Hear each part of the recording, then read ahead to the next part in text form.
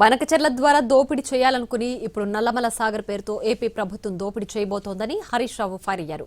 అధికారం పోయినప్పుడల్లా చంద్రబాబుపై ఏడ్వడం బీఆర్ఎస్ పార్టీకి అలవాటైందని గోరంట్ల బుచ్చయ్య చౌదరి విమర్శించారు. చంద్రబాబు నాయుడు గారు 15/12/2025 ఇదే నెలలో 15వ తారీఖు బాబు గారు కమిటీ చేసింది. వీళ్ళిద్దరు అంతా కూడబదుకునే చేస్తారన్నట్టు. ఆయన 15వ తారీఖు రాస్తే వారంకే కరెక్ట్గా వారంకి 23వ తారీఖు రేవంత్ రెడ్డి రాశాడు. నేను కూడా కమిటీ చేస్తున్నా, మంచిగా నీళ్లు తీసుకుపోండి. ఎవరికి ఈ కమిటీ హెడ్ ఎవరికి ఇచ్చింది అనుకున్నావు?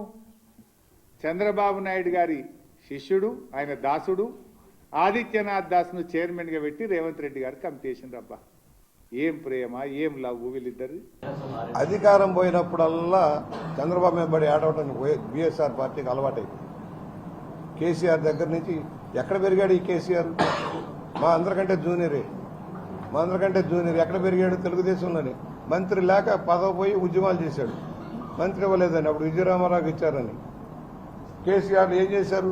వాళ్ళ మీద విచారణ జరుగుతున్నాయి. నీటి ప్రాజెక్టుల మీద, వాటి మీద భారీగా విచారణ జరుగుతుంది. ఫోన్ ట్యాపింగ్ విషయాలు జరుగుతున్నాయి. అవన్నీ తట్టుకోలేక ఏడవలేక మధ్యలో ఓడన్నట్టుగా చంద్రబాబు మీద పడి ఏడుస్తారేంటయ్యా? వరదలకు వచ్చి గోదావరి సముద్రంలో కలిసిపోతుంది. సముద్రంలో కలిసి నీటిని వాడుకుంటే తప్పేంటి?